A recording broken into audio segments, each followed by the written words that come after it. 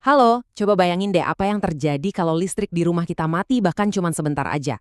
Nah, hari ini kita bakal ngebahas sesuatu yang jauh lebih besar dari itu. Krisis energi global. Ini bukan soal tagihan bulanan, tapi soal pondasi peradaban kita. Oke, kita mulai dari sini. Satu angka krusial, 80%. Angka ini adalah kunci buat ngerti situasi kita sekarang. Angka yang benar-benar mendominasi cara kita hidup. Yap, bener banget. 80% dari semua energi di dunia ini dipakai buat apa? Buat nyalain lampu di rumah kita, buat gerakin mobil kita, buat ngejalanin semua industri.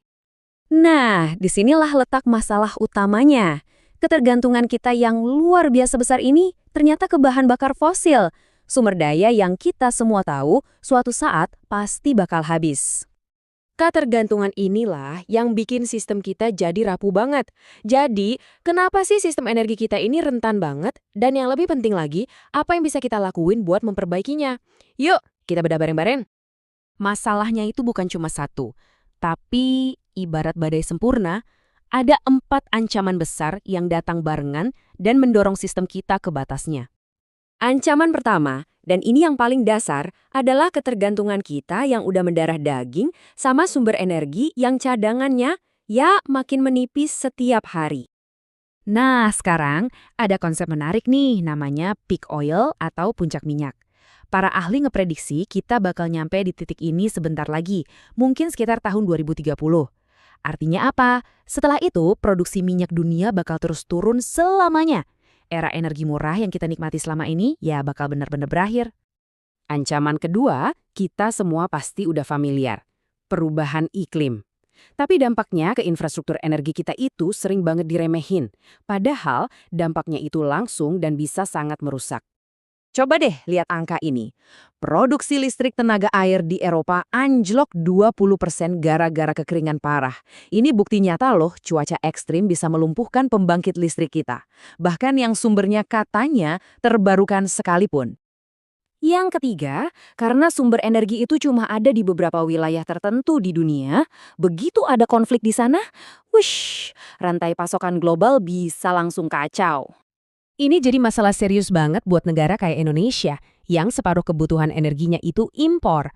Konflik yang jaraknya ribuan kilometer dari sini bisa bikin harga di dalam negeri melonjak dan pasokan jadi langka.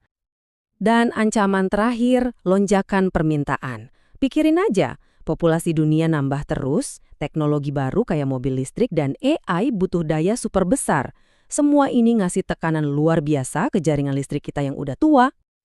Terus apa yang terjadi kalau gitu? Ketika permintaan jauh ngelampauin pasokan, sistemnya bisa kolaps. Contohnya pemadaman listrik massal di India yang bikin 700 juta orang gelap-gelapan. Bayangin. Oke, setelah dengar semua ancaman tadi mungkin kedengarannya suram banget ya. Tapi tenang, ini bukan cerita tentang kiamat. Justru sebaliknya, kita ini lagi ada di titik balik di tengah revolusi energi terbarukan yang didorong inovasi-inovasi keren. Coba kita bandingin langsung ya, energi lama lawan energi baru. Dari sisi emisi, jelas energi terbarukan jauh lebih bersih. Soal biaya jangka panjang, fosil itu naik turun nggak jelas, sementara energi terbarukan makin murah. Dan lihat potensi lapangan kerjanya, jauh lebih masif. Pemenangnya udah jelas banget kan? Dan kalau kita bicara soal duit, angkanya bicara sendiri. Biaya teknologi energi bersih itu udah anjlok gila-gilaan dalam 1 dekade terakhir. Ini bikin energi bersih jadi jauh lebih kompetitif dari sebelumnya. Oke, teknologinya udah ada, harganya makin murah. Pertanyaannya kan, gimana cara kita terapin ini semua secara massal? Untungnya, Badan Energi Internasional atau IEA udah nyiapin peta jalannya yang jelas banget buat kita. Rencana mereka itu punya 4 pilar utama. Pertama, diversifikasi, alias investasi gede-gedean di energi terbarukan. Kedua, bikin semuanya lebih efisien. Ketiga, modernisasi infrastruktur, kayak bikin jaringan listrik pinter. Dan keempat, kebijakan pemerintah yang pinter, yang ngedukung investasi hijau. Ini resep lengkap buat transisi yang berhasil. Dan ini nih yang bikin gregetan sekaligus optimis. Khususnya buat negara kayak Indonesia, potensi energi bersihnya, terutama tenaga surya, itu raksasa banget. Tapi yang dipakai baru seuprit. Coba bayangin dampaknya kalau kita bisa maksimalin semua potensi ini.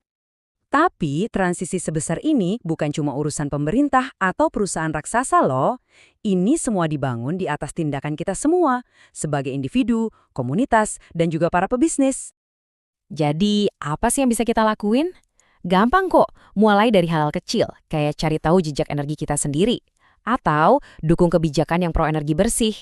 Buat yang punya bisnis, terapin prinsip ESG. Lihat aja Walmart, mereka bisa hemat $1 miliar setahun.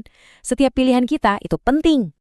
Jadi, pada akhirnya, teknologinya udah siap, rencananya udah jelas. Pertanyaannya sekarang bukan lagi bisa nggak kita lakuin, tapi mau nggak kita lakuin. Masa depan energi benar-benar ada di tangan kita. Jadi, warisan seperti apa yang mau kita ciptakan?